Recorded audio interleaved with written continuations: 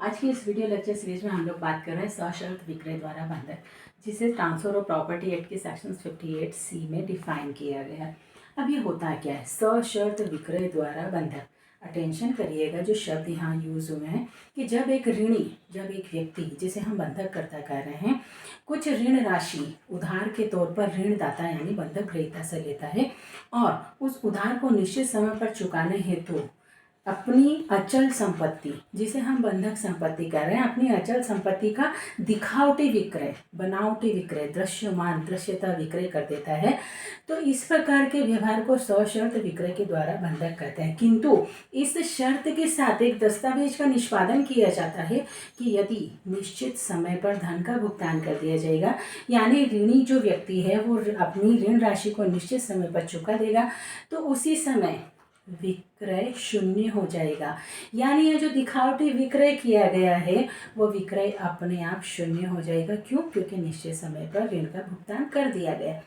किंतु यदि मान लीजिए निश्चित समय पर ऋण का भुगतान नहीं किया गया है, तो उस कंडीशन में विक्रय पूर्ण हो जाएगा। अर्थात ऐसा माना जाएगा कि बंधककर्ता ने बंधक ग्रहीता को ऋण न चुकाने के एवज में अपनी संपत्ति का विक्रय कर दिया है, अपनी संपत्ति को बेच दिया है। जी हाँ, तो ये तो था सशर्त विक्रय के द्वारा बंधक, जिसे धारा 58 में डिफाइन किया है, परिभाषित किया है। जो परिभाषा हमने आपको ब्लैक बोर्ड पर बिल्कुल मेंशन की हुई है, आप इसे अटेंशन के साथ देखिएगा। अब प्रश्न ये उठता है कि यहाँ जो ये पक्षकार हैं, जो इस बंधक विलेख की रचना कर रहे हैं, वहाँ पर यह अपेक्षित है, आशंसा होगा कि जो शर्त का अधिरोपण किया गया, जो कंडीशंस यहाँ रखी गई हैं वे, और जो विक्रय किया जा रहा है, जो झूठ मूठ का विक्रय, जो दिखावटी विक्रय किया जा रहा है, वो एक ही दस्तावेज में किया जाए तो ही इसे मान्य माना जाएगा, अदरवाइज ये वैलिड नहीं होगा।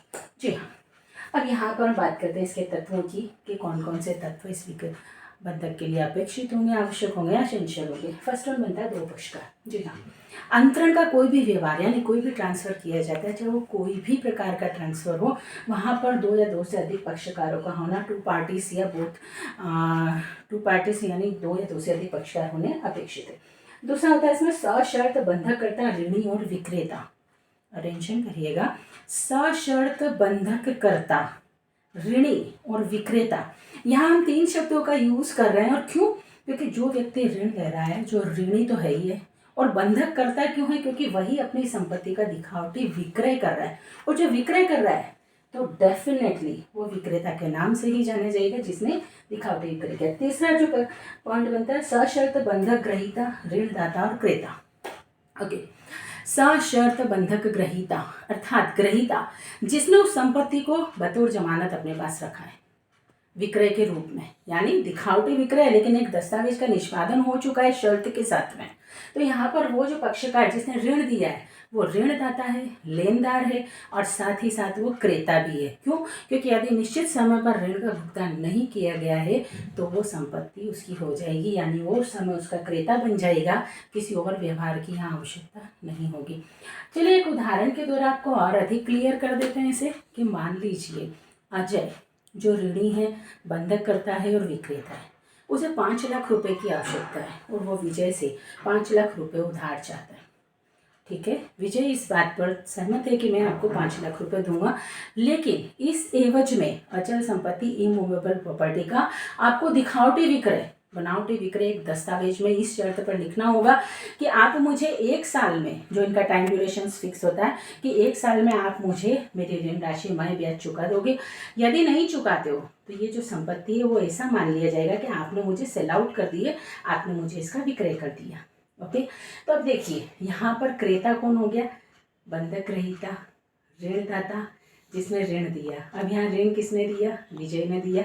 ऋण लिया किसने? अजय ने। तो जो ऋण ले रहा है वो ऋणी है, बंधक करता है, और विक्रेता है। और जो ऋण दे रहा है वो ऋणदाता हो गया, वो बंधक ग्रहीता हो गया, क्योंकि उसने संपत्ति का दिखावटी विक्रय अपने पास लिया, और वो संपत्ति को खरीदने वाला पक्षकार क्रेता हो गया। ठीक है, चलिए कोई संशय? आई होप इसमें कोई डाउट्स नहीं होगा आपको। नेक्स्ट पॉइंट पे आते हैं, विषय वस्तु केवल अचल संपत्ति। जी हाँ, ट्रांसफर ऑफ प्रॉपर्टी एक्ट में सिर्फ और सिर्फ हम इमूवेबल प्रॉपर्टी यानी अचल संपत्ति की बात करते हैं, जो जड़ है, फिक्स्ड है, एक स्थान से दूसरे स्थान तक नहीं जा सकती है, चलायमान नहीं है, जो गतिशील नहीं है, जिसमें स्थान परिवर्तन की क्षमता भी नहीं है। नेक्स्ट, बंधक संपत्ति का दृश्यमान या दिखावटी विक्रय होना सबसे महत्वपूर्ण पॉइंट या सबसे महत्वपूर्ण शर्त या कंडीशंस कह दीजिए। जी हाँ, इस प्रकार के बंधक में, इस प्रकार के अंतरण में, इस व्यवहार में, इस डीड में ये शो किया जा रहा है कि झूठ मूठ का दिखावटी दृश्यमान विक्रय संपत्ति का कर दिया गया।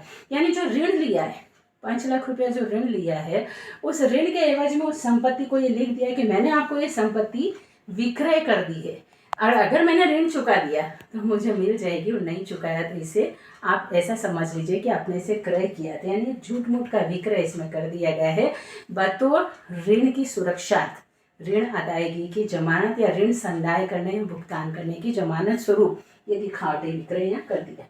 दृश्यमान विक्रय का अग्रांकित शर्तों के साथ होना। अब देखिए, हम बात कर रहे हैं कि विक्रय कर दिया, दिखावटी विक्रय कर दिया, लेकिन कुछ कंडीशनल यहाँ पॉइंट्स हैं।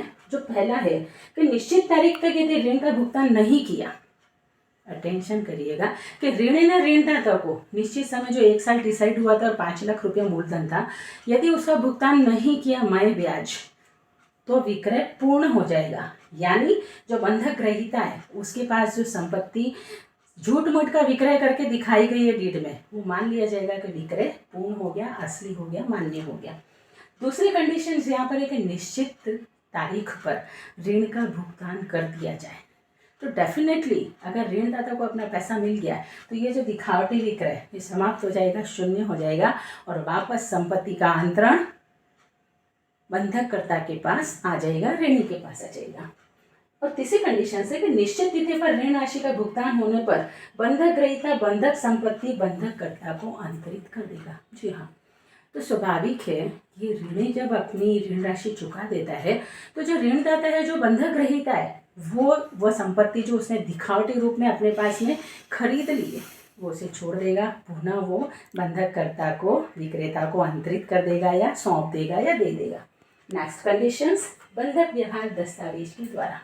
जी हाँ, हमने आपसे इससे पहले वाले लेक्चर में भी बात की थी, और जब ट्रांसफ़र ऑफ प्रॉपर्टी के जो भी लेक्चर्स हमने स्टार्ट किए थे तो हमने आपसे एक चीज़ बताई थी कि जो भी व्यवहार किया जाता है अचल संपत्ति से संबंधित, यदि 100 रुपये से ऊपर की संपत्ति है तो हमेशा लिखित स्वरूप में होगा, उसका रजिस्ट्रेशन होगा, प्लस वो कभी भी बिना डीड के, बिना विलेख के, बिना दस्तावेज के मान्य व्यवहार नहीं होगा। क्यों?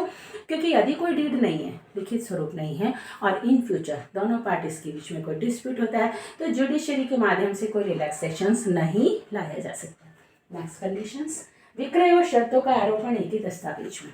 जी हाँ, जो मॉर्गेज डीड बनाई जाएगी उसमें जो कंडीशंस रखी जा रही है दिखावटी विक्रय की, जो विक्रय किया जा रहा है और ऋण चुकाया जाएगा, ये सारी ही शर्तों का आरोपण और विक्रय दोनों एक ही दस्तावेज में होना चाहिए। ऐसा नहीं होना चाहिए कि विक्रय के लिए आपने अलग से एक विलेखनामा बना लिया है और आपने बंधक के लिए एक अलग विलेखनामा बना लिया। यदि इस प्रकार के 2 दस्तावेज का निष्पादन किया, 2 डीड बनाई गई है, तो ऐसा बंधक मान्य नहीं होगा। सो एक ही डीड में दोनों बातों को मेंशन किया जाएगा।